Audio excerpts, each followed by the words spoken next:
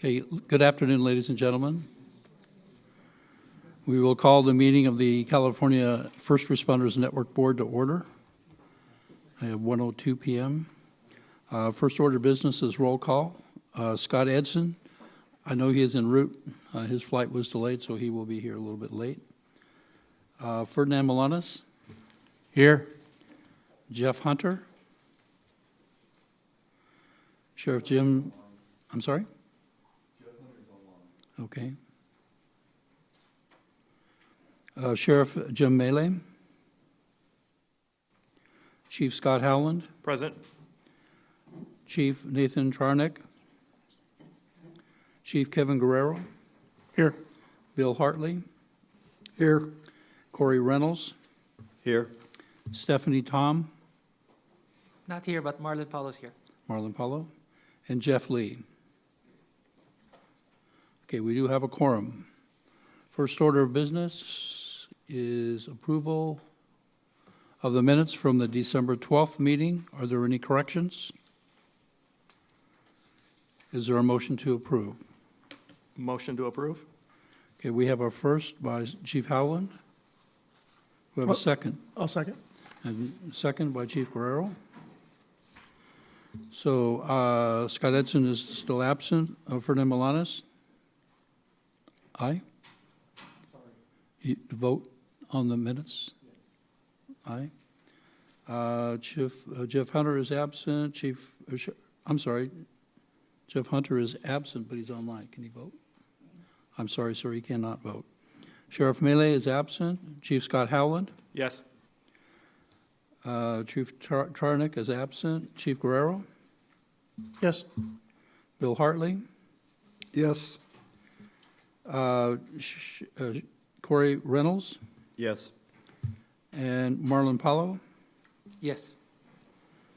And Jeff Lee is absent. So we have a unanimous vote.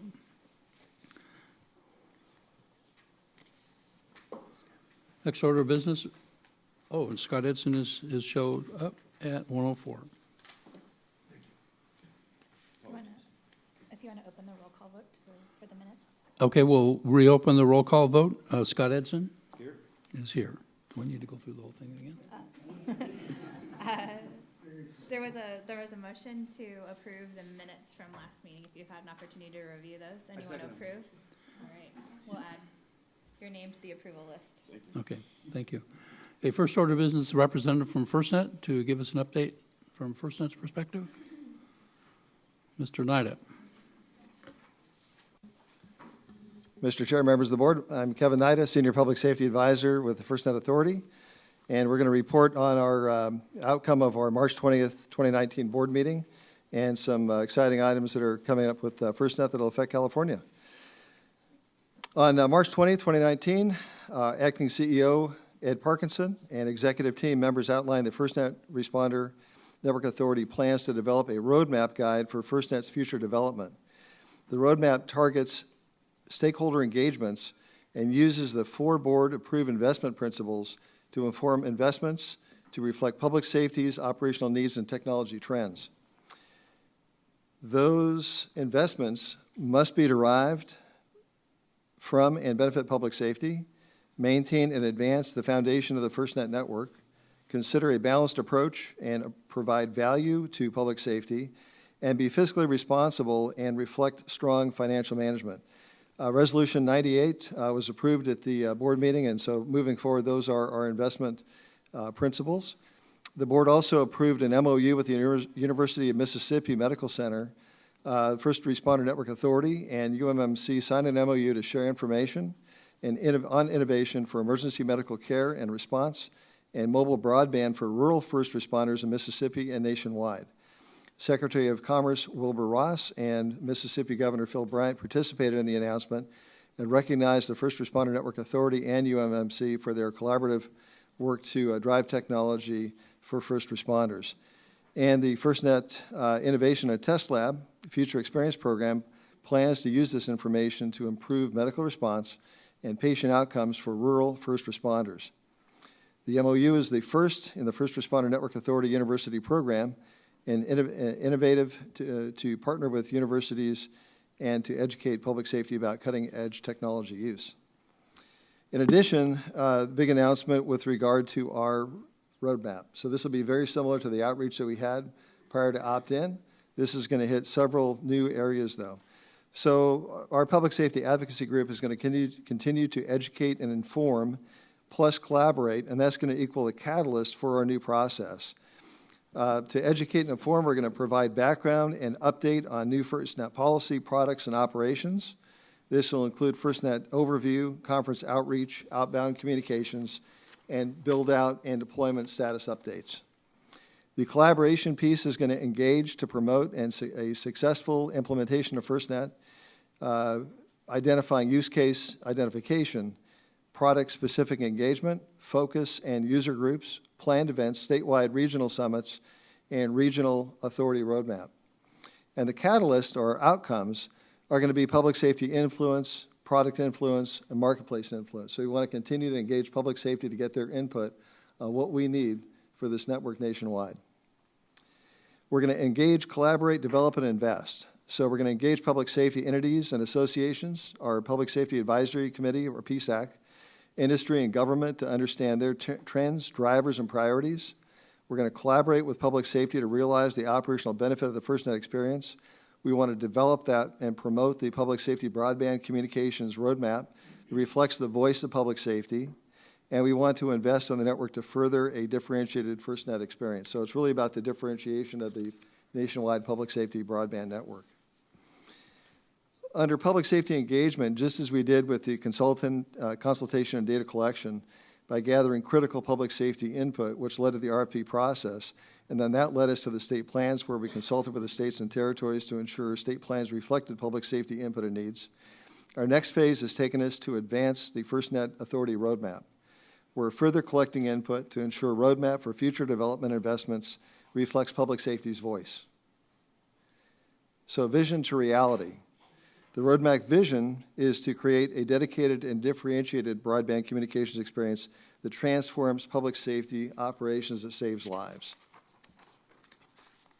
Public safety's needs will advance the roadmap to investment. We have three key engagements, field, our input, and opportunities that involve public safety engagement, our ecosystem engagement, government engagement, and our partner engagement. So for public safety, the input that we want is our operational needs. So every operator, whether there's law, fire, EMS, emergency management, we want to know what their operational needs are. And the opportunities there are to collaborate and realize the operational benefits. Our ecosystem engagement, what are the trends and drivers in that ecosystem, and what is the input to product development? So we want to be involved with the test lab and through our different working groups and the PSAC to be able to work with manufacturers, work with people who are developing products to better serve public safety. Government engagement. So we want to look at policy. We want to be able to influence national policies and programs. And under partner engagement, we want to take the FirstNet solution roadmap and make sure that we can inform the network on that roadmap. We want to continue to review existing public safety focused reports, analysis, and roadmaps. So part of the process so far has been to convene subject matter experts, identify high-level domains and roadmap framework, solicit public safety feedback and input. Some of you had received questionnaires on that.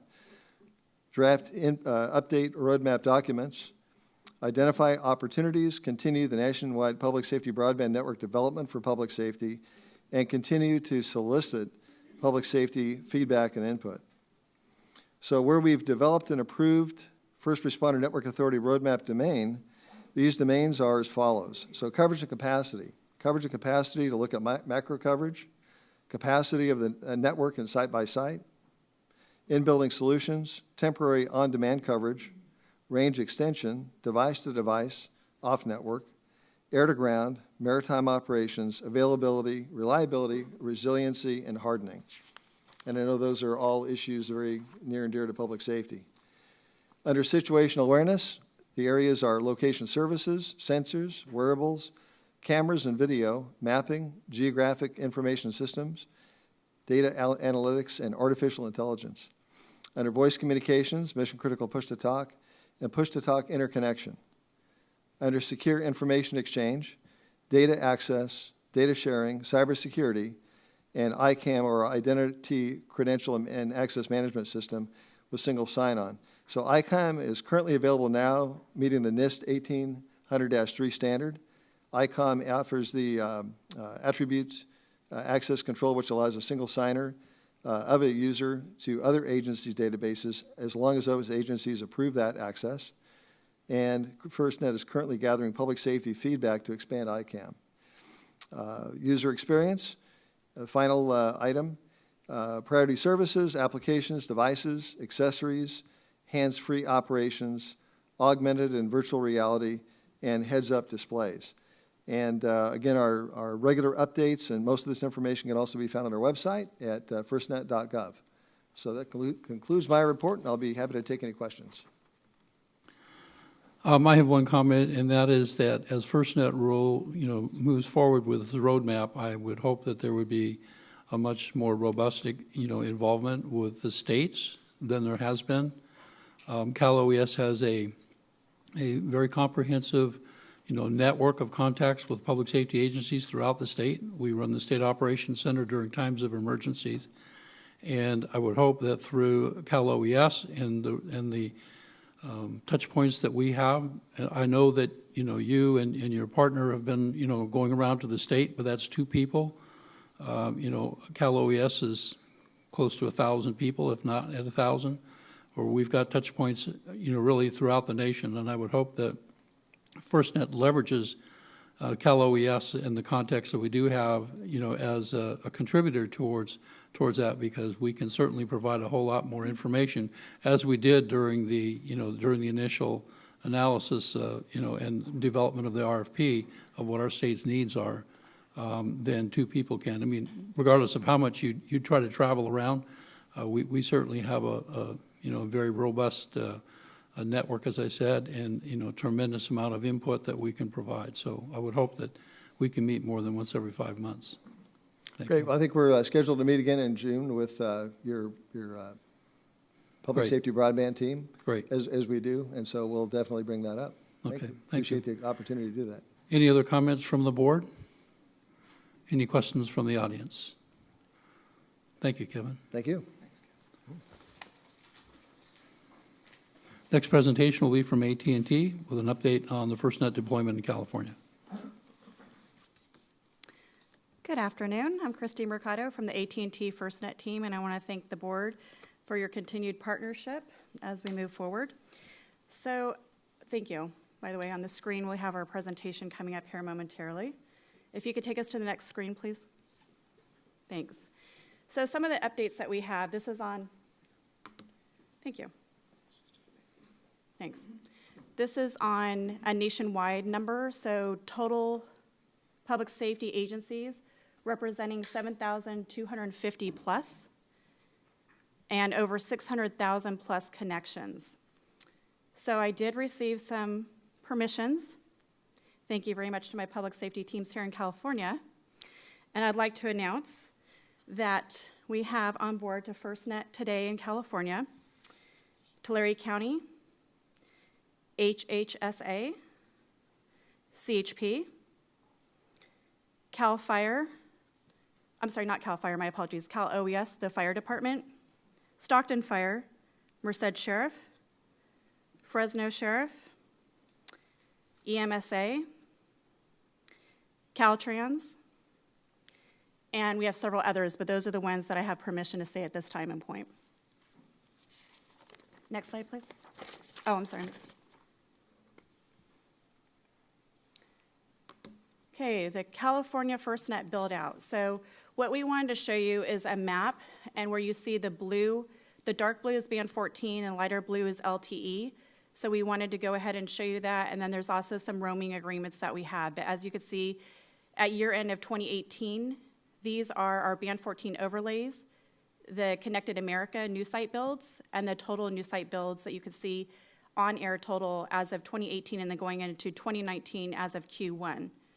So those are the details and the statistics that we have. We're really very pleased to announce, too, that we have over 2,509, as you can see, and that's over 50% of our FOC build-out. So we're very, very pleased with that number.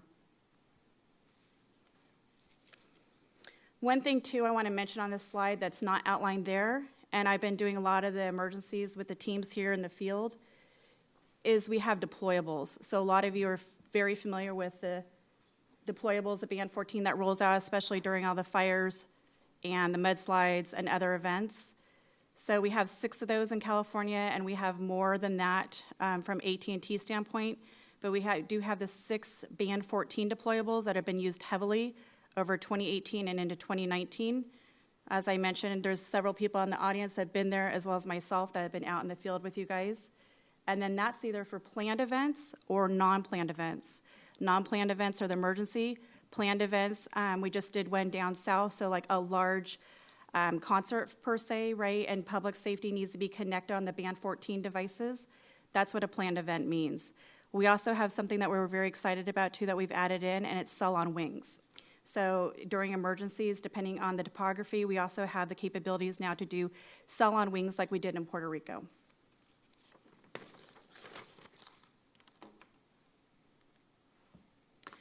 Okay, I know the board is very familiar with this, but the reason why I'm talking about what Band 14 is today and some of the other details is because I get asked this a lot, and so does my team in California. There's a very large team of us, to Pat's point, that we go all up and down California meeting with our various customers, right, between primary, extended primary, and volunteers. And still to this day, we're getting very specific questions on what is Band 14 and some of these other items, so I'm going to address those. Okay, so Band 14 is a public safety spectrum. That's first and foremost that I want to mention to people, because people always ask me about that. That also is just an additional band to the existing AT&T towers that we have. So I want to make that clear too. So that's just additional throughput and capacity that you guys have in addition to our entire AT&T infrastructure. Okay, so what coverage will Band 14 provide to public safety? Better penetration is first and foremost. So those of you who are not familiar with what Band 14 can do, it can penetrate a lot better and have more throughput. Who has access to Band 14?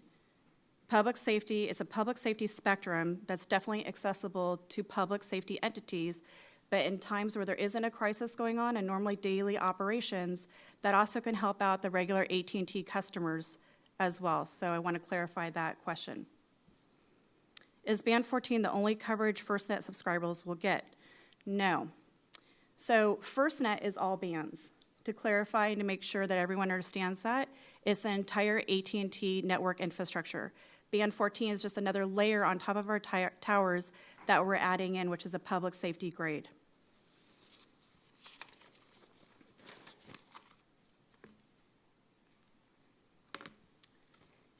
So priority and preemption, let's discuss this for a moment. So what are priority and preemption? The best way I could describe this to everybody, because a lot of times I get asked this, especially in extended primary, what does this actually mean? Is priority gives you access like to the fast lane, right? And then when you talk about preemption, there's different levels of preemption that's available. And you could go ahead and in an incident with the incident commander, you could be preempted up into a certain level on the network, depending what you need to do and what is going on in the current situation. So why is that important, right? Why is priority and preemption important? It's important due to the situation at hand, due to the circumstances around you, in order to have this capability that Band 14 and FirstNet brings to you. Will all FirstNet subscribers have access to priority and preemption? Yes. So primary FirstNet will always have availability, and extended primary can be uplifted on the network. So I wanted to clarify that question. If someone, I get this question a lot, if someone's calling 911, would they be preempted from the network? The answer is absolutely not. So when someone calls 911, they absolutely will get through. Okay. How does FirstNet know who to provide priority and preemption to? So at the time you become a FirstNet subscriber or customer of ours, you're marked in the system, and then it's loaded. So we know from AT&T standpoint who the FirstNet customers are, and that's how you the priority and the preemption. So it's marked on our network. So what is first priority? First priority, this allows the public safety entities the ability to assign priority levels based on their command structure or their shifting needs as the incident deems necessary. And what is the incident management portal? Those of you, by the way, who aren't familiar with local control and these terminologies that I'm mentioning today, please get with myself, and I could put you in contact either with me or with my appropriate team members who can discuss this and share this with you. So all of our FirstNet customers, we sit down with them and we show them all of these. So Incident Command Portal is what you have out in the field during an incident, and you can manage your entire network infrastructure along with your people. And I'm going to be talking about some new enhancements that we just came up with as well on local control. Okay. Since I was just mentioning local control, what we're really excited about is we do have some new enhancements to this. And what we're doing currently is we're going through and we're working with all of our public safety entities, letting you guys know what's new with local control. Some of those things that's new is now on incidents, you can go ahead and you can do 48 hours. So it used to be 24 hours in the past. It can actually now be 48 hours. And another enhancement too on local control is that you can schedule 1 year in advance. So I was working with a particular chief, and he really liked this because then he can load up all of his apparatus and everything he needs for 1 year in advance when he knows that maybe there's something coming up like a SARX or something along those lines.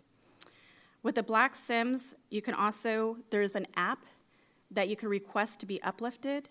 And then also what's new is that the people out in the field, when we respond, you'll receive a text letting you know that you have been uplifted when you guys are on incidents out in the field. Wi-Fi calling, good news. Now it supports Wi-Fi calling on the Black SIMs. That's been a big, big request from us, and we're happy to say that that's now here today. Same thing with international. So on the bottom right, international has been questioned to me quite a bit. I know a lot of entities are traveling internationally. We have constantly been adding in additional countries. So the Black SIM can support a lot of countries right now. And once again, get with your FirstNet representatives and we'll help you guys understand which countries are supported and which countries we're working on those roaming agreements with still. Sonim tools, it's pretty exciting times with Sonim, especially because of coverage in California and throughout the United States. What I really like about this, especially for interoperability as you guys do mutual aid, is that we have different technologies inside of Sonim, which is our business partner with FirstNet, and one of that's the Rapid Deploy Kit. The Rapid Deploy Kit I'm talking to a lot of my agencies and entities about, and basically it's a Pelican case that has hardened devices inside of it, and it gives you guys connectivity out in the field if maybe all LTE is completely hard down. It comes with a BGAN system, and you need to have a shot to the southern sky. So it gives you about a 300 square foot radius to give you connectivity no matter where your guys are at, until we can get a deployable out to you per your request. And the deployables, as a FirstNet customer, a lot of you guys know because you're on the board, you just dial an 800 number 24 hours a day, whenever you need it, and say you need a deployable if the LTE network is impacted for any reason. Per the state contract, we'll roll out to you guys and get you back up and running until the network can be restored. Something else, too, that's new from Sonim is, like in the old days, the flip phones. So the flip phones are back through Sonim, and we can talk to you guys about that as well. So those are, I've been asked about what's new and what's great with FirstNet from AT&T, and I think that's the latest, greatest, newest technologies that I can tell you that everyone's excited about. So with that being said, I want to thank the board again for your partnership and your time, and that's my update. If you guys have any questions, I'd be more than happy to answer them. Before I get to my questions, I'll let the board. So, Chief? Yeah, back on slide 2, your Band 14 overlay. Yes? Is there an ability to get that for us to overlay against our responsibility area? Kevin, I'm glad you asked that question. I'd be more than happy to. And what we could do, too, I just want to mention this for everybody, work with your FirstNet representatives. We can dive down and deep into exactly what you're looking for as far as coverage, additional capacity, new site build-outs, and everything else that an agency may be interested in. Okay, and then going to the local control piece, you talked about being able to, whether it's your incident management portal or local control and incidents, about uplifting folks for 48 hours. Is that limited to just your subscribers in your agency? Or if, for example, I'm in unified command with CHP and a local fire district and a Forest Service, can I uplift everybody that's assigned to that incident, or do I only have control for my personnel? I am going to refer you back to your own incident commander and how they would like to control that on a major incident. So we could talk offline about that as far as how you guys do it out in the field and who has ultimate control of an incident at that time. I guess that's not the question as far as who has control of an incident. Who has control of the uplift capability? Can I reach into CHPs and upgrade them as I decide as on the incident commander of an incident? As long as they're part of your local control, yes, you can. They have to be loaded into your local control. So I have chiefs that have said, Christy, I need these people inside of this incident at this particular time, like the SARX I was talking about. So if you know you have an incident coming up, you can go ahead and load Chief Howland or other people or Ferdinand or something into that, and then you would have control over that. Or if you have like extended primary coming in, like a hospital or utilities company, you absolutely could do that. Okay, thank you. You're welcome. So I have a follow-on question to that, and that is that, as you know, in California, a lot of our incidences are dynamic. So, to say to the chief that, during a fire, you can come back to AT&T and we'll figure out who we're going to put into your portal or your ability to uplift is a little bit too late. And that kind of goes along with my question, regarding who gets preemption is how is an incident commander know who's upliftable, without, an extended study into who can be uplifted. What about off-contract subscribers? I know that subscribers can go into an AT&T store and get a Band 14 device, but their agency doesn't know that they've got those. Okay. And so how can I, as an incident commander, know that I'm going to uplift, specific people when I don't know that, one, that they've got a Band 14 phone, or B, if they're an adjacent agency who is now, part of my dynamic response, that I need to uplift somebody because we're having all kinds of interference. It seems like we're putting a significant hurdle in front of the incident commanders to be able to do that. So I'm going to answer a couple of those for you. So part one, Pat, is that what we want to do and what we are doing is we're working in advance with the incident commanders and teams to try to identify who would be responsible for coming into an incident. Obviously, we don't know everyone that's going to be an incident depending on the severity and the situation of it, right? But we want to try to do as much pre-work as possible and load these in. The other item, too, is part of local control that I'm going to be showing you in the next PSBN meeting is these enhancements I talked about, right? So the application that we talked about will actually notify an incident commander that, hey, I'm on site, I'm Christy Mercado coming in, I need to be uplifted because I am an oral surgeon and we have an MCI, right? Sorry, mass casualty incident, sorry.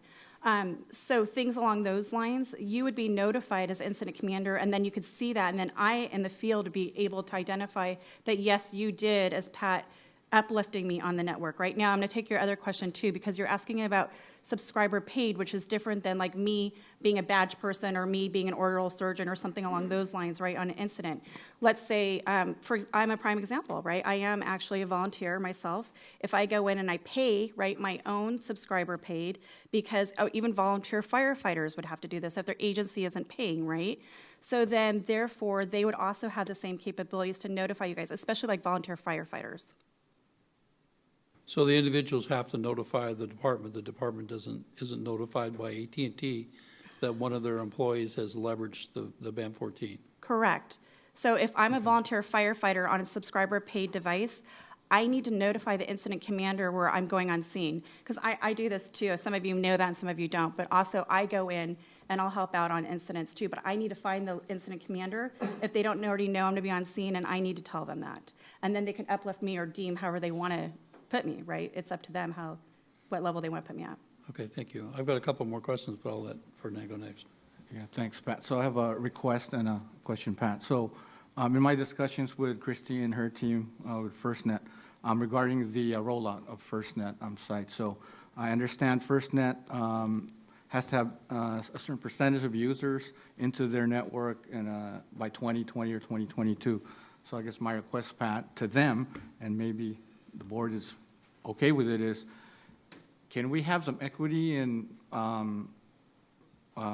developing sites, not only in metropolitan, but also some equity in rural areas? So let's say if you bring in 300 users in metropolitan, maybe you can bring in 50 or 100 rural. So it's not all metropolitan. We already have coverage, some coverage. Rural, we have zero coverage. So if that was my request to AT&T, and hopefully we can work along with the board. I don't know if that's also a request. So our broadband services team is taking input into areas that need coverage. Right. So I would certainly encourage that you work with the broadband service team, because that information is shared with AT&T And they're taking that into consideration for their deployables, Great, thank you. and for the deployment, not the deployables. No, great. And- Right, so to Pat's point, we, AT&T FirstNet, we're more than happy to work with any entity, state of California, to work on co-location and infrastructure jointly. Okay. Couple more, any other, go ahead. One more question, sorry, Pat. So, as Christie said, Caltrans, our San Francisco Bay Area, Golden Gate Division, District 4, are ordering hundreds of modems to replace the commercial modems now that are installed in our exchangeable message signs, highway advisory radios. So a question came up yesterday, I was over there, is how can we prove that the FirstNet network works as it should? So if it's loaded, how can we know that this will be the preemption protocol, or how does the priority preemption work? So is there a way we can load, make the system look like it's loaded, therefore force that? That was a question, a pretty good question, so. That's a Thank great you. question. Thanks, Fernand. Absolutely. We can go ahead and we can work with you, identifying those particular units, apparatus. You know, there's so many aspects to FirstNet, right? It's a lot more than just phones and laptops and, to your point, MDTs and roadway signage and you name it, right, for critical infrastructure during an emergency. So we'll absolutely work with you and our networking engineering team, and we can sit down and say, these devices are on FirstNet, and let's make sure they're operating appropriately. You're welcome. Scott? Hi, Christy. Hi, Scott. You mentioned that the app for smartphones, that a first responder could go into a situation, could respond to a situation and then request an uplift, and the incident command, if he had access to the incident command portal, could then uplift that individual, correct? Correct. How do you do that on a mobile data computer with a router? So I knew you were going to ask that question. And so this is an application, an app, so we'd have to look at that and take that offline. So that's going to be a little bit different than like if you're using a Microsoft type of a URL, right? That wouldn't apply on your MDT. But if Microsoft decided to go ahead and work with the FirstNet Authority and the labs in Boulder, Colorado, and get vetted to turn that URL into an app, then absolutely. And then the other thing, too, is all of our apps are interoperability, right? So we want to make sure that it works with any carrier and everything else when we talk about the FirstNet apps in the app catalog. So it just goes back to my soapbox. It does go Of back. the last several meetings, and including my conversation with FirstNet Gov, and that is that there's thousands of routers out there and mobile data computers, and the smartphones are just starting to hit the market. He's buying new routers with his mobile data computers, and a lot of the functionality he doesn't have access to. It's just going to be automatic or through the back end. So I still encourage FirstNet Gov and AT&T FirstNet to really work with Microsoft and the teenagers to build a Windows 10 app that would work with the FirstNet service. So I just had to get my soapbox out before the meeting ended. I agree. Thank you for your comments. I agree. Scott, can I add to your soapbox? I was going to say, you said something really important in there, and I think that's automation. And it's really, as we look at uplift and everything else, it's, you know, when you look at responsibility of incident commander, there's a lot going on, and the last thing incident commander wants to try and figure out is, okay, you've arrived, let's figure out how this goes, geolocation and other things to be able to sweep people in and then make some wise decisions based on information in there, to realize that I've got the fire department, I got law enforcement, and I got the dog catcher, but I don't have any dogs I'm trying to catch, so the dog catcher's out from the standpoint of uplift. But any automation and the more information that those folks on scene can have, it makes the process seamless, as opposed to I'm counting beans trying to figure out, you know, who I'm missing in that case, because everybody's real role is fighting fires or catching bad guys versus figuring out whose phone is going to get uplifted or not. Agreed. Thank you, Scott. Go ahead. Hi there. Quick question. So you mentioned the addition of, to your deployables fleet of the cell on wings. Is that a deployable asset that's like marked for California, similar to the 6 that you mentioned that kind of are So stay they're- here? Good point, Corey. No, they're not California specific at this time. Chief? And I was going to ask about the cell on wings as well. Could you explain a little bit more about how that platform works? Is it a UAS? Is it a higher altitude aircraft? Is it going to be something that goes into our fire traffic area? Or how are we going to manage that piece of equipment? Or how are you going to manage that piece of equipment in coordination with our incidents? Sure, absolutely. So it's a tethered asset, just to let you know, so it doesn't interfere with AirTAC command, right? So we made sure that doesn't interfere with AirTAC command.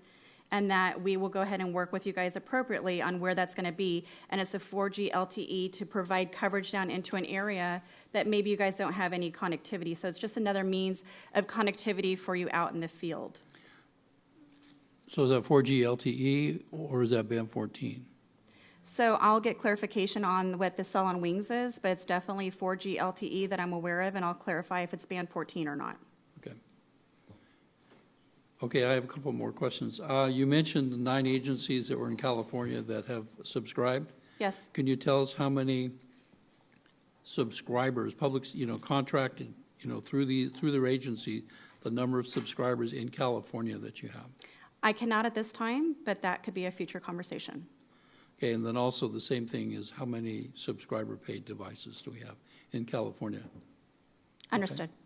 One other question, you mentioned Rapid Deploy. Yes. So Rapid Deploy is also a company that's involved with 911 and location accuracy.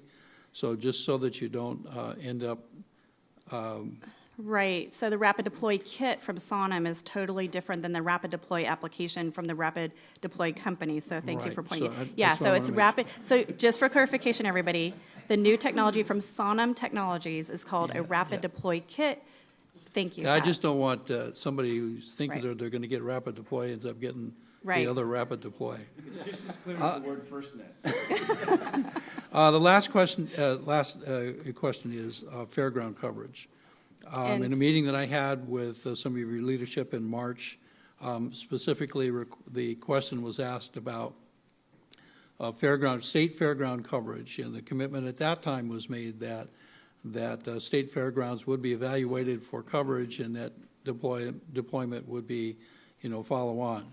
So that information was shared at the California Broadband Council. I know that it came up in a California Department of Food and Agriculture, or Farm and Agriculture meeting. There is let's face it, from a state fairground, from an asset, standpoint, state fairgrounds are great places to set up command posts. There's great places to set up evacuation sites, and coverage at those sites is essential. So I believe you're going to be asked at the next California Broadband Council to give an update on where we are with the coverage analysis and the plan forward to provide coverage in those areas. So just to kind of give you a heads up. Thank you, Pat. Any other questions from the board or comments from the board? Any questions from the audience? Thank you, Christy. Thank you. Next one is the broadband services update, and Butch Courier will be providing that. Good afternoon. My name's Budge Courier, and I'm over the 911 branch, and one of the divisions under me is the Broadband Services Unit. I report up to Pat, who reports to Mitch, so they're here to keep me on point as well. We're going to go through a few things that we've been focusing on in the Broadband Services Unit. Some of these may overlap a little bit in the presentation that you just heard, so for those items, I may move a little quicker, but I'll pause after each slide, and what we really want to make sure is that we're getting the feedback of this board so that the efforts of the Broadband Services Unit align with the direction that we need to be headed as a state. That's really the purpose of this portion. So go back to this mission. I know it was said by both Kevin Nida from FirstNet and Christy highlighted as well from AT&T. We remain focused on this promise that was given to public safety to deploy, operate, maintain, and improve the first high-speed nationwide wireless network that's dedicated to public safety. And then this comes from the FirstNet.gov or FirstNet.com website. There's also portions of it on the FirstNet.gov website as well. So the goal is for them to deliver this reliable, highly secure, interoperable, innovative public safety communications platform. We know we are just now a little over a year into the process, I guess maybe a year and a half into the process. So we understand it's a work in progress, but the things that we are focused on and we continue to ask about are dedicated, reliable, and interoperable. As we listen to what's being said out there in whether it's the FirstNet update or the presentations that are given, there's a lot of talk about Internet of Things and these applications and all these other services that will one day ride across the network. But if it's not dedicated to public safety, and it doesn't work during a disaster, and it doesn't interoperate with the other tools that are out there, it's really not much use to us in the initial response time for any disaster. So we are going to remain focused on these things to make sure that the network is hardened, it's reliable, and it's interoperable. And so that's really what we've been focusing on through the beginning of the deployment process. So we want to make sure that it's clear. There are still some messaging, and I know Christy's doing a great job in improving the messaging out there from AT&T. But using FirstNet is not mandatory. It's not a state mandate.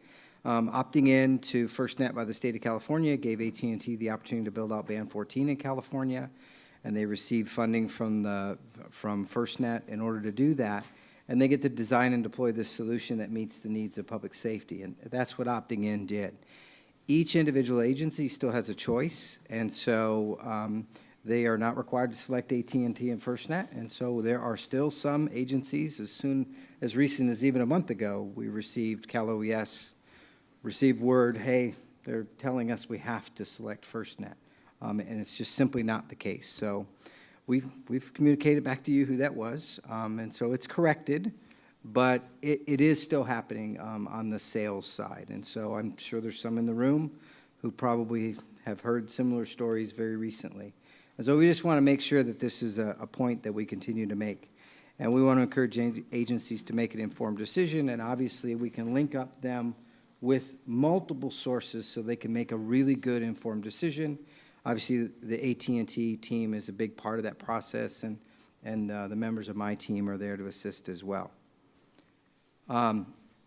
We've been making periodic updates. We've had fairly, I think, monthly meetings with AT&T, or almost monthly.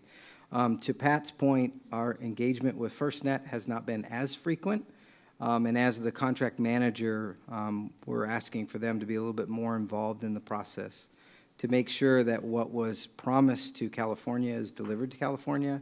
So we've written a letter to FirstNet, and we've copied AT&T, asking them, FirstNet, as the contract manager, to give us an update from their perspective on where they are on the asks that were made. So you may remember when we opted in, when the governor signed the opt-in letter, there was a subsequent letter that CalOES wrote that went in addition to that opt-in letter with some very specific asks for California. We've repeated them on this slide. And so while we're happy to hear about the plan that Kevin Knight had discussed to develop this roadmap for FirstNet, we would like some interaction back to us on CalOES, so we can relay back to this board exactly where they are on the roadmap for interoperability, the ability for these applications to work on all carriers, the idea of security, how compliant are they with CGIS and CLETS. I recently attended a cybersecurity workshop that was sponsored by NIST in Rockville, Maryland, and there was a long discussion on ICAM. And when you have individuals who are able to leverage agency affiliation to walk into an AT&T store and pick up a subscription, a personal subscription device, if that same single sign-on inadvertently allows them to get access to other tools through this single sign-on method, that could be a potential huge problem for FirstNet and for the agency. And so when I asked that question of the representative that was there from both FirstNet and AT&T, they said they were still working out that. So those are some things that we want to make sure are addressed, especially with things like ICAM.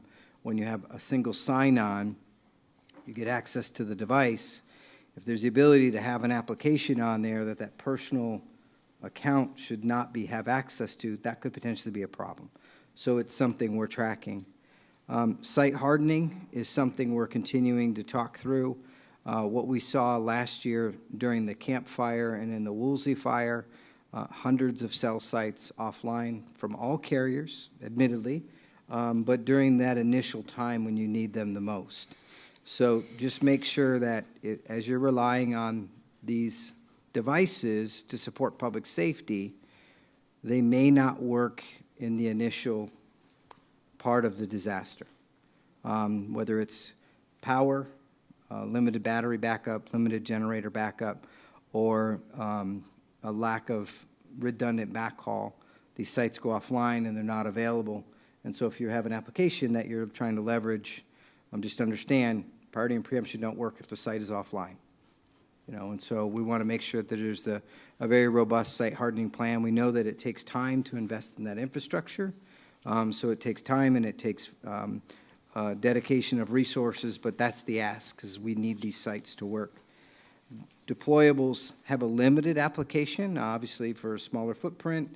It takes time to deploy them, and in that initial 12, 24, 36, 48 hours, when those cell sites might be offline and you don't have a deployable in place, is really what that site hardening is about.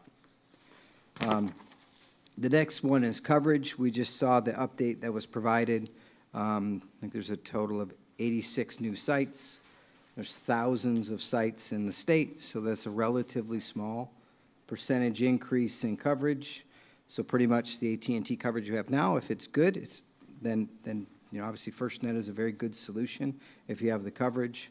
But if you don't have coverage, then you're going to want to make sure you research as a local agency, what's the build out in my area? Dedicated to public safety, this is a continuing question that we've asked, and Ferdinand, you touched on this, the ability to test in a congested network. Obviously for band 14, they have a way to distinguish public safety traffic and provide that throughput that we've asked for.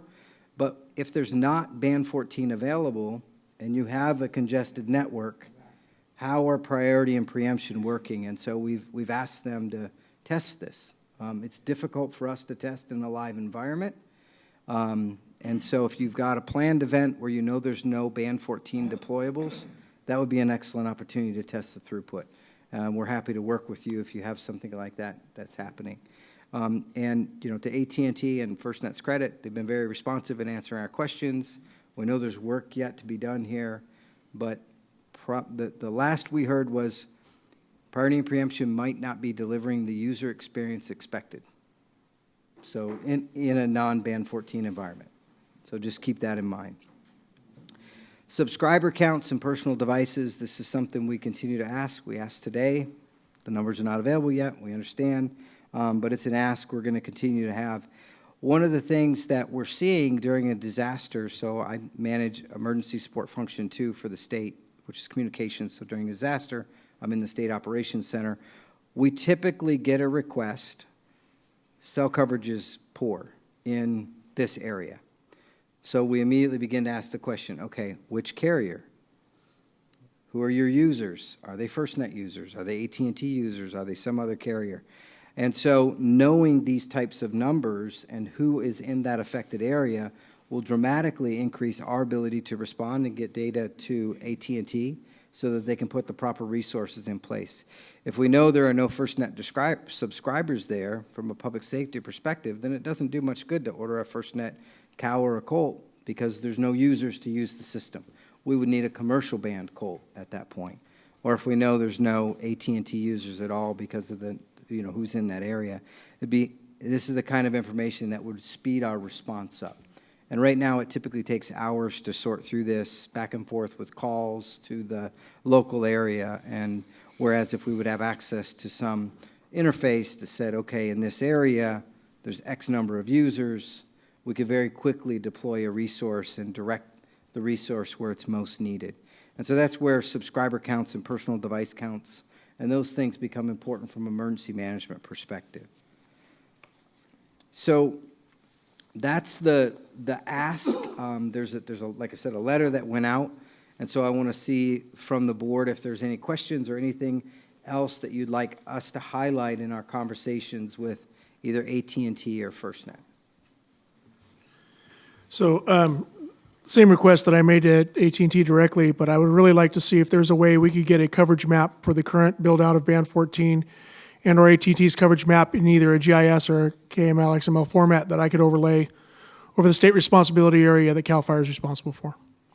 I think that would go a long way to educating our folks as well as our cooperators as to what they can expect while working on major incidents in the areas that which we have jurisdiction over.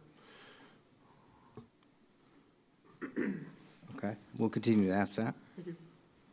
And then Budge, thank you for bringing that up. So if there's a way you guys can, working with AT&T and their partners, to simulate capacity and how priority and preemption would work, I'd like to be a part of it. If you need our help, maybe in the Bay Area where we're installing these modems right now, let's see how we can partner and help. So thank you for that. And then if you can go back to your slide, was that page 9, number 3, it says site hardening. So is OES or someone in OES requiring that when AT&T constructs or AT&T constructs these sites, they're doing so in accordance with Essential Facilities Act, Essential Services Act? If so, who's checking?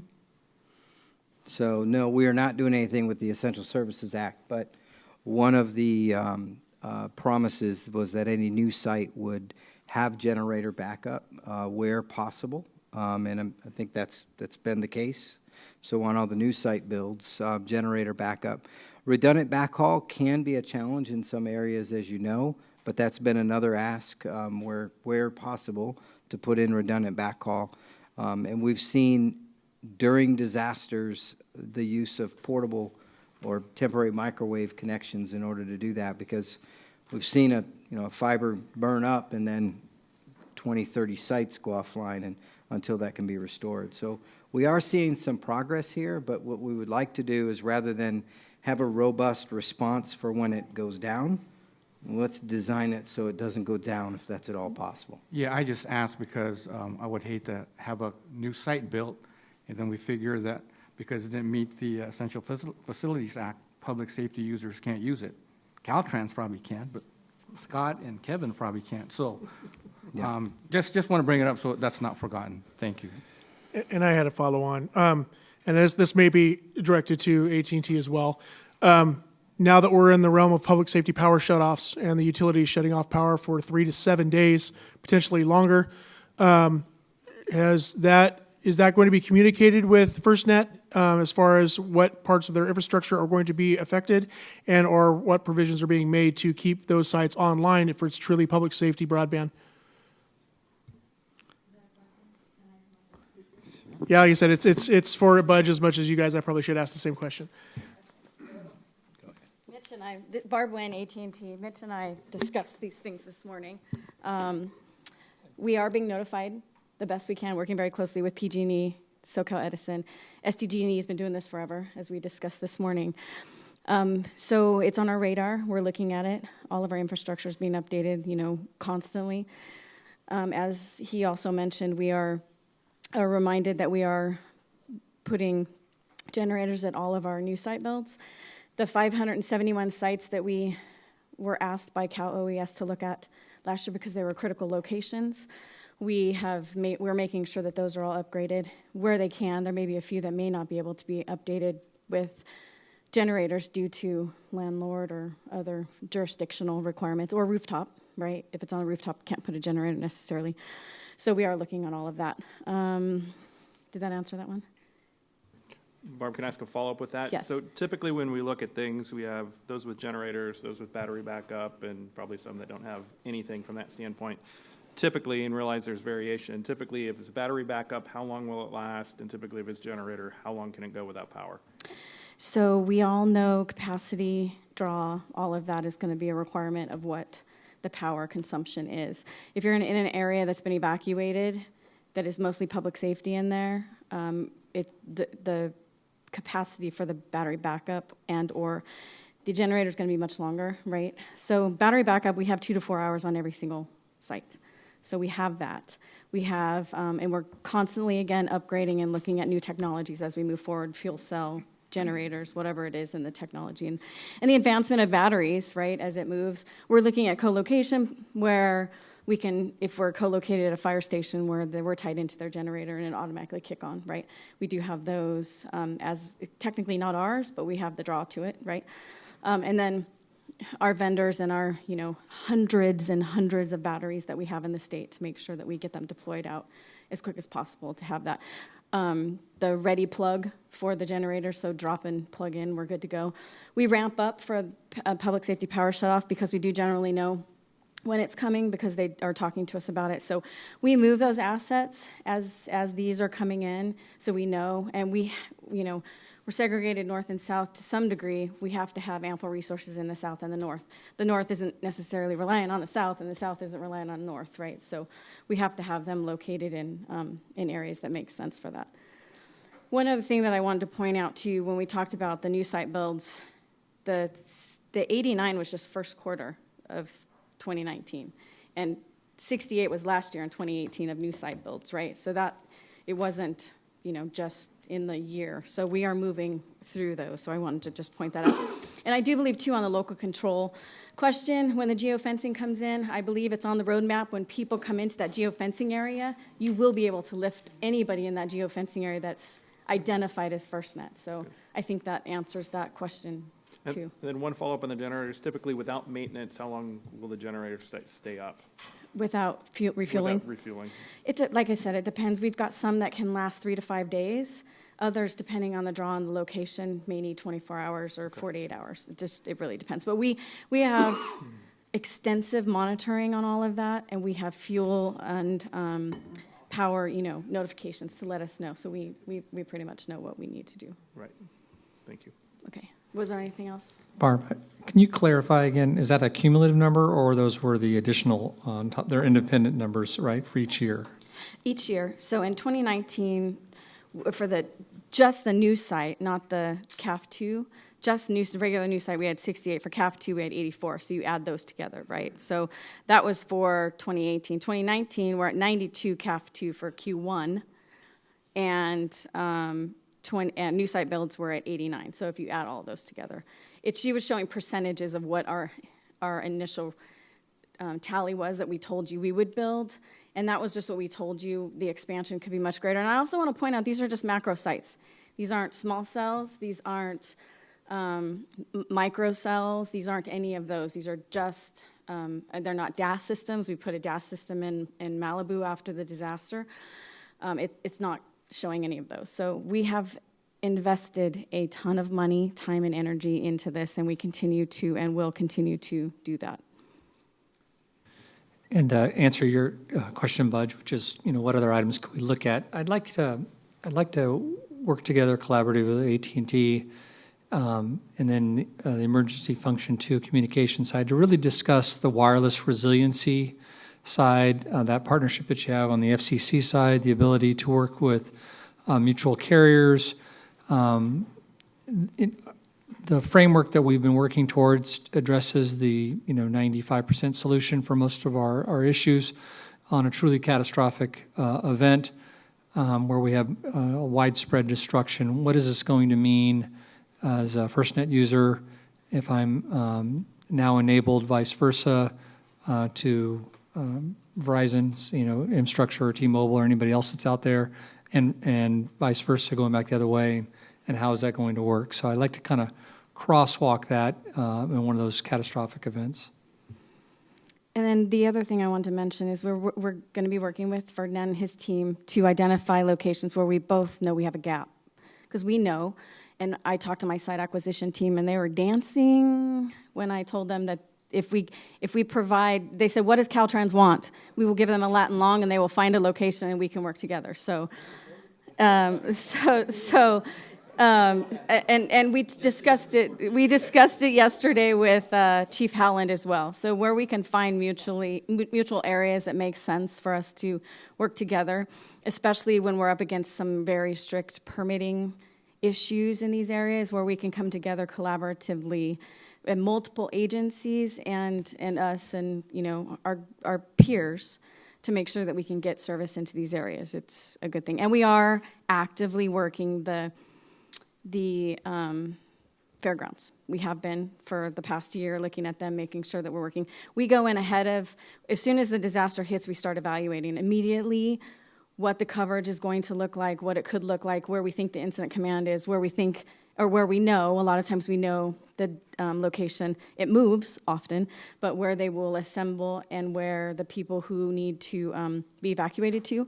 We actively look at that, change the azimuths. We bring in assets, resources, whatever. Sometimes in-building stuff needs to be adjusted. We brought in tons of indoor stuff for these agencies and for the public as well to make sure everybody had what they needed as quickly as possible.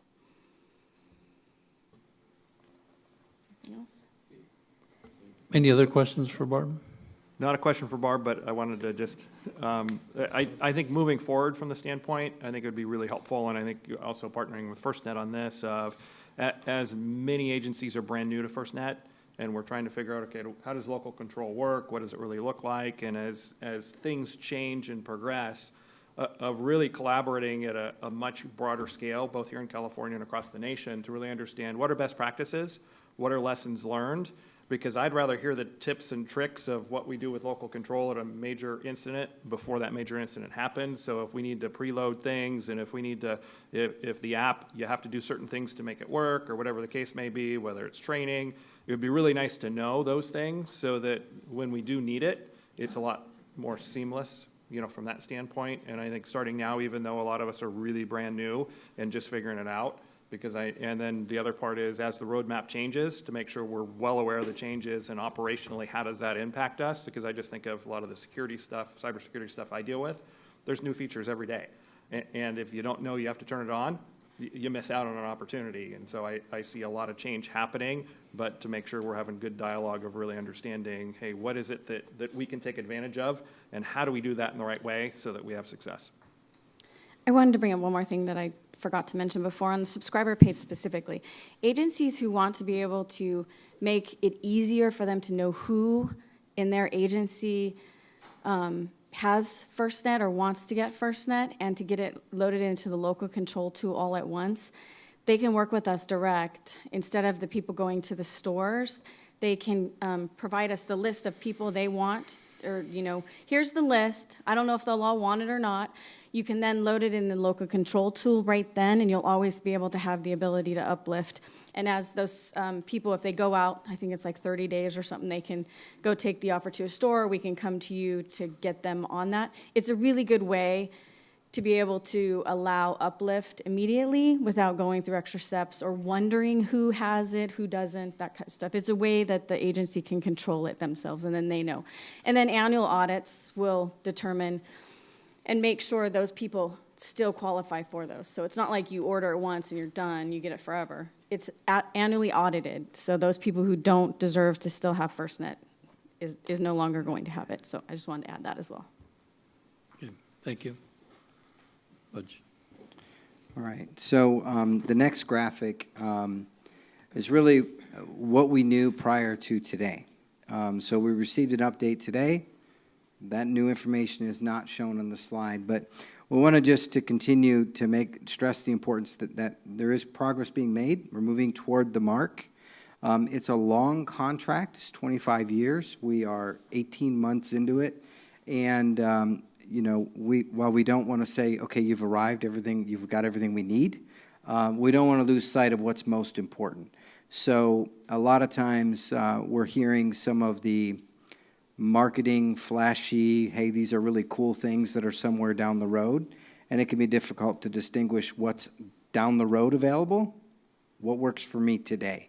Because what happens is when they go out and purchase this service and it doesn't work as advertised, they call me and they say, Budge, what's this AT&T FirstNet thing? They told me it would do this and now it's doing that.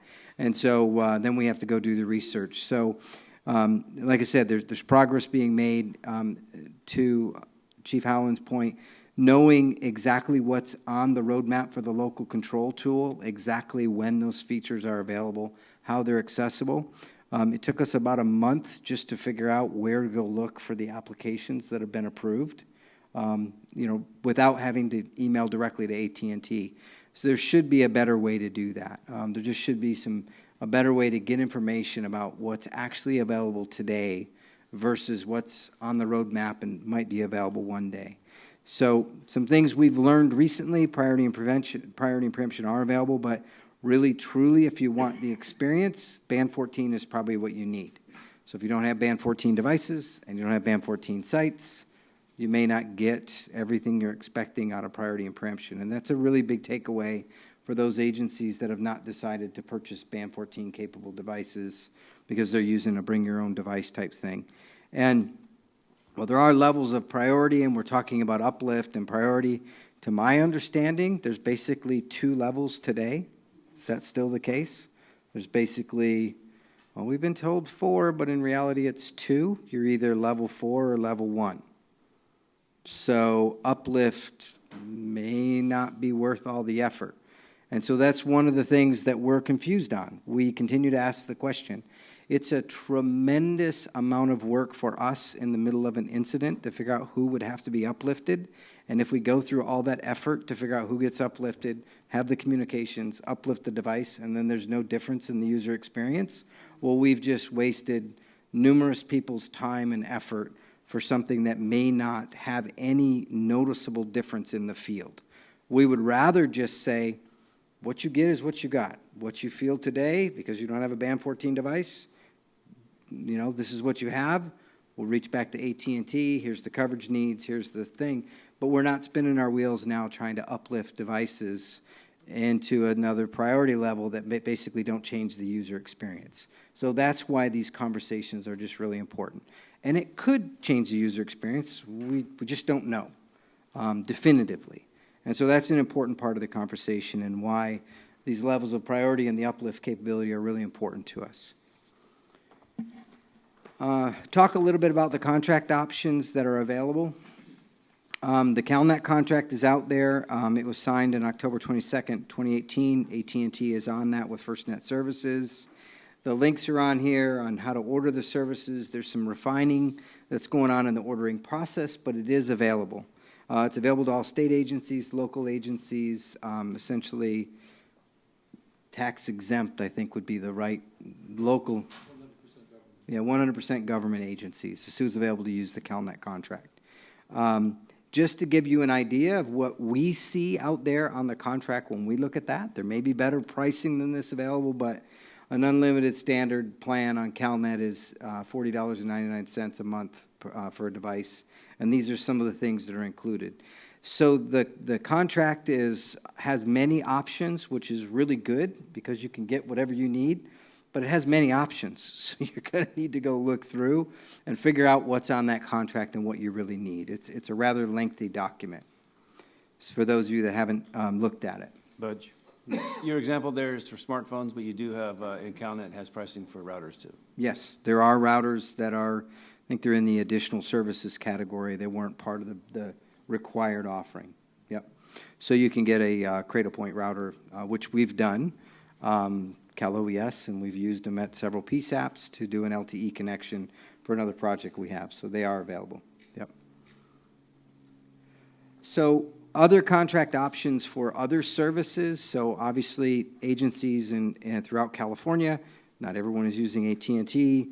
There are other providers out there, and so there was a target date of earlier this year to get those contracts underway. We're happy to announce today the notice of intent to award has been made, and the contracts have been sent to the vendors. Can I say the names?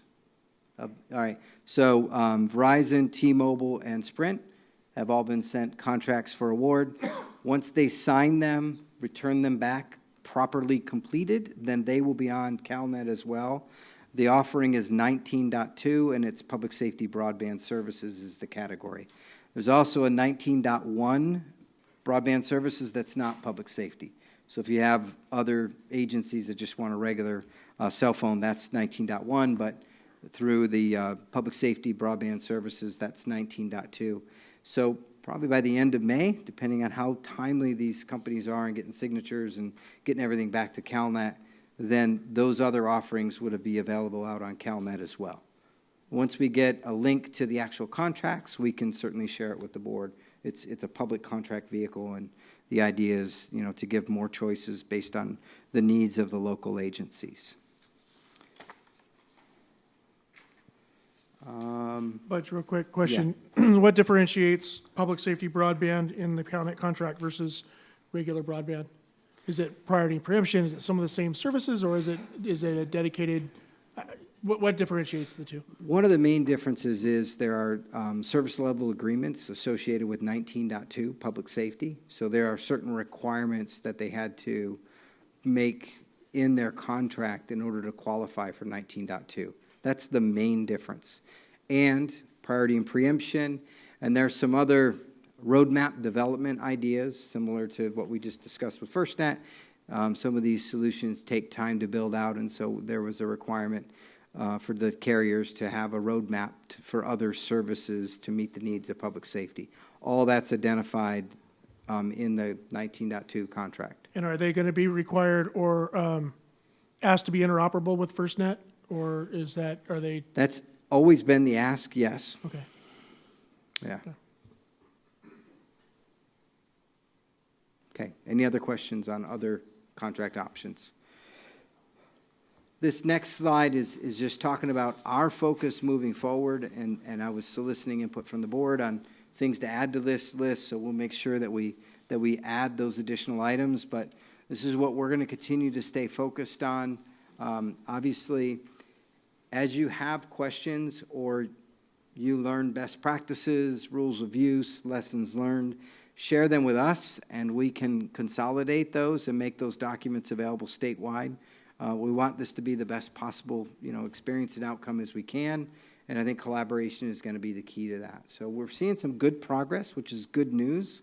We just have a ways to go, and that's really the takeaway here. Budge. So there was discussions earlier about how FirstNet and CalSeek might work together. And I think that's still a question mark in my mind, and also governance is a big issue in my mind. You talk about a major incident that requires law enforcement and fire and other mutual aid agencies to work together.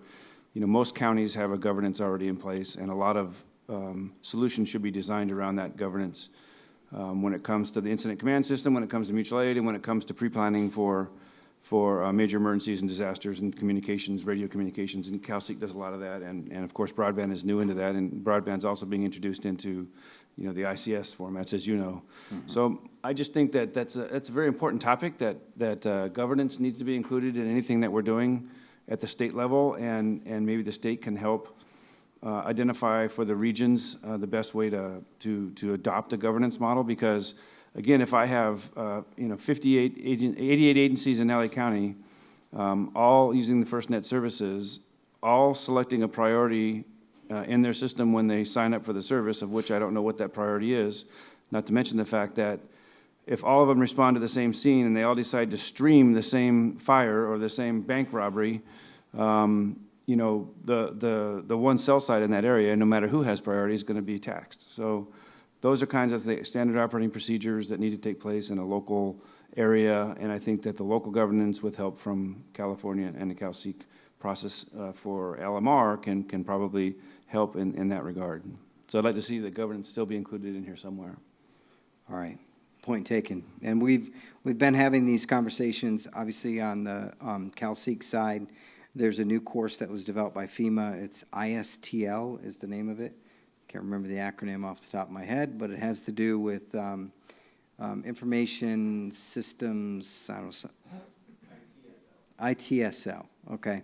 And there are two courses that we're offering, and they're going to highlight the use of data in an incident command structure and what needs to be in place. So just like there's a COML, this is the ISTL, is the same function. So there's one held in the south, one in the north. We can get you the information on those.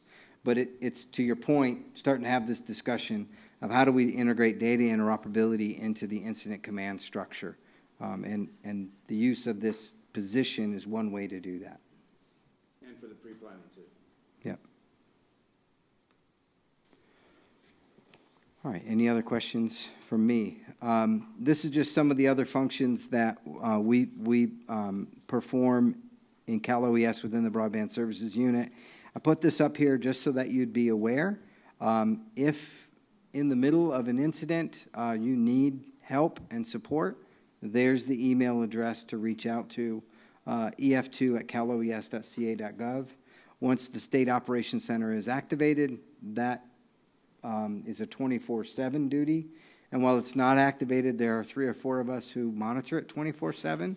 So no matter what, someone is going to see that, that come through. And then obviously, I serve as the SWIC.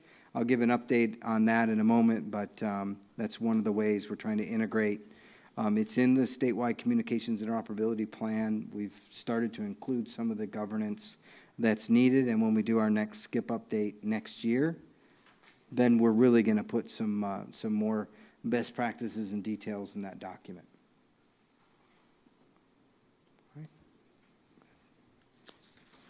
Hey, Budge, when are you planning to update the Cal iFog? Yeah, so that's really the next item. If you want to, I can go there. Go right if you ahead. want. We're up to the SWIC update. So thanks, Ferdinand, for leading me into that. We've been working on creating an electronic version. Those of you who have access to the NIFOG app, it's in the App Store. You can, the National Interoperability Field Operations Guide. We're going to develop something similar for the California Interoperable Field Operations Guide. We finished the approval process. The government shutdown did affect it. They sent us a rules of use document right before the shutdown. Then they shut down and they couldn't take our feedback to fix the document. It took a while, but we now have a signed agreement, which is good news. And we're going to reach out to all the operational areas. So our iFog is broke up into 2 pieces. The top of it is basically statewide interoperability channels. That portion of the document is updated, good to go. There's no problems with it. In the back of that document, there's basically 1 to 3 pages for each operational area, and some of the major state agencies are back there. That piece we want to make sure we update before we go into the application. So we're reaching out to the operational areas, giving them till the end of May. We know that it's only going to take a half hour to an hour, and we're just asking them to do it now rather than later. So if we gave them 2 months, they would take the last 30 minutes on the 60th day. So we're just going to give them 3 weeks and pick 30 minutes in there and update it. Once we get those updates back, then we will begin the process to publish the updated iFog, which we can do as a PDF pretty quickly, and then do the electronic version, which will take probably 2 to 3 months of effort through the Department of Homeland Security. They have a technical assistance request in for that. So we should have something updated, soon. All right. We can send you the file so you can get the updates in there. It'd be great. Yep. Other updates for the SWIC. Each year we do a number of technical assistance requests. This year, as I said, we have those ISTL courses that are being offered. There's a CalMel course that's in the central planning area if you're interested. There's a communications exercise that can be used to sign off your task books. That will happen in the Bay Area in early fall, late summer, depending on the fire season and availability of folks. And then there's we're working on a governance structure for the Tahoe Basin and all of the fire districts that rim the entire Tahoe Basin to include Nevada. So they're just looking at how can we better coordinate in the Tahoe Basin area. That's an ongoing, or that's a new request we have this year. And there's a couple, the iFog is in there, the electronic version of the iFog is in there as well. So those are some of the technical assistance requests that we're working on. Each year we get to make 5 requests. So if there's something that someone on this board, you represent a jurisdiction or an area that'd like to see something, send those requests to me and we can vet them through the process. We normally submit 5 and they approve 3. And then throughout the year, because we are actually successful in meeting our requirements, they usually give us 1 or 2 more. So we usually end up with 5 is usually the takeaway on that.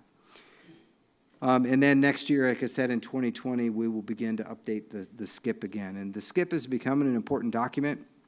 The Homeland Security grant process has been updated. If you're doing anything related to emergency communications, you have to reference the SCIP goal that supports your emergency communications grant. So those goals are in there, and so that's another thing to keep in mind with the SCIP. And with that, I'll see if there's any questions. Yeah, does the board have any questions of Budge on the SWIC update? Any questions from the audience? Okay, next item is the Public Safety Radio Strategic Planning Committee, or what we call PSRSPIC. You want me to do that one? Yes. All right. So PSRSPIC is primarily made up of state agencies, and they're focused on the goals and interoperability for state agencies. So a number of the state agencies in this room are represented on that board. We initially, this is a legislatively established body, so there is statute around this, around PSRSPIC, and the activities and planning for that have begun in earnest again. And some of the things that we're working on is how to define interoperability between state agencies, trying to take the 38 disparate state systems that are out there and move toward a more interoperable environment. One of the big takeaways for that is we're going to be looking to form a technical advisory committee. That'll be something we discuss at the next PSRSPIC meeting, which will be held on July 25th, 2019. Thank you. And in addition to that, as far as the state's interoperable system, we're looking to have connections to some of the regional systems to enhance communications between local agencies in those jurisdictions with state agencies and vice versa. Also, hopefully, maybe to leverage some of their investment. Okay, next item, any questions on PSRSPIC from the board, from the audience? Okay, next item up is the Public Safety Advisory Committee update. Mr. Reynolds, thank you. Sure. Thanks, Pat. Just a quick update. So last meeting, we were in the process of transitioning Barry Fraser's retirement and his seat on the PSAC. So my appointment to the PSAC was official as of March 18th. So looking forward to taking a lot of the discussion from this group up to the PSAC. I represent the NATOA, which is the National Association of Telecommunications Officers and Advisors. So that's by statute who holds that seat. So there has not been an in-person meeting since we all were last together, so I don't have much of an update. A lot of the PSAC's work remotely via webinar has been on the roadmap that Kevin did a nice job introducing. Our next meeting is June 4th through 5th in Bedminster at AT&T's Global Network Operations Center. So at our fall meeting, I'll be able to provide a better update there. Just a couple other things to be aware of on PSAC kind of coming up. There's actually a meeting today in Boulder. I think last time I mentioned the formation of the PSAC strike teams. So basically these smaller groups of PSAC members to attack a specific technical issue or operational issue and come back really quickly with recommendations or a one-pager. The first meeting of one of these strike teams is today in Boulder. And another related meeting coming up is the Public Safety Communications Research Labs in Boulder are having their 2019 Public Safety Broadband Stakeholder Meeting. That's July 9th through 11th in Chicago. So we can get you that information as well for the minutes. And that's all I have, but I'm happy to take any questions. Any questions from the board? I'll just point out that that PSCR is a great opportunity to see some of the R&D for what's coming down for LTE and FirstNet, and it's pscr.gov if you want to look at the website. Thank you, Scott. Any questions from the audience? Okay, we're moving on to agenda item number 9, which is the upcoming CalFRN board meetings. The next one is 1,300 hours. It's 1 p.m. on August 21st. Are there any requests from the board for items to include on the agenda? Hearing none? Not an agenda item, but a comment. Okay. If I may. I wanted to thank FirstNet and AT&T for their partnership from the standpoint, and I think we've talked a lot about new features and other things that we're trying to figure out how to use, but I think it's important to think of where we've come from. And I think from the standpoint of before FirstNet, we were talking about, major events where we had folks taking time off work, sending selfies back to the office saying, I'm here at this parade and you're not, yet our mobile digital computers are fighting to get on and get data. And I just look at the amount of data that we use today and what we're going to use tomorrow is going to be even greater. And while it's a work in progress, the fact is it's a work in progress, which is huge news from that standpoint. And I think we need to acknowledge and thank all our partners, because ultimately it's a collaborative process of all of us working together, moving forward to say, where are we today and how can we get better? And I think the fact that we're in that process, it has a lot to say about improving public safety here in California. Very good, thanks, Chief. Next item up is public comment. Is there any member of the audience who would like to make a comment? Seeing none, do we have a motion to adjourn? Motion to adjourn. We have a motion, do we have a second? Second. Okay, all those in favor say aye. Aye. Any opposed? We're adjourned, and it is 2:27.